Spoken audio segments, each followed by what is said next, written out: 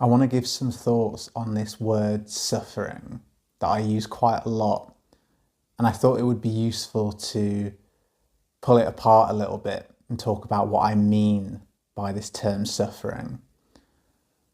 Suffering I consider to be any kind of negative emotional state.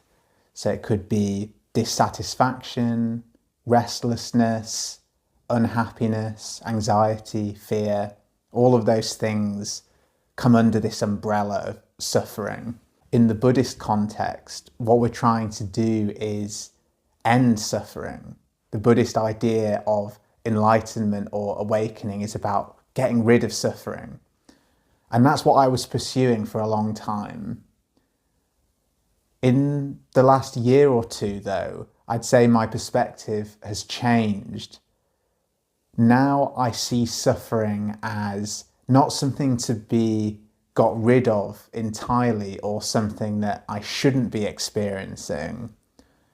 Rather, suffering is now something that I relate to in a different way and I try and use to help me or to give me some insight about myself. The problem that I was running into in the past was where I got myself into a state of suffering and resistance. I would take as a sign of failure, and this created a bit of a negative cycle for me where I had to be happy and peaceful all the time. Otherwise, I was taking it as a sign of my unenlightenment. What really helped was changing my relationship with suffering. So rather than trying to get rid of it and seeing it as this pure problem, pure negativity, something I just don't want in my life, I started to move towards thinking, well, what's this telling me about myself? If I'm feeling anxiety in the moment about something, what's that showing me?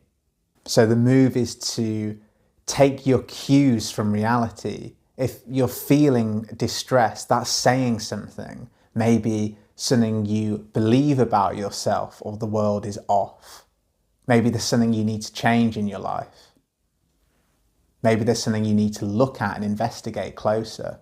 More recently, I've been taking inspiration from, I guess, more Christian ideas about suffering, as suffering is something that you can use to get closer to God, to get closer to the core of your being. And it's those negative experiences that actually lead to the most profound shifts and changes in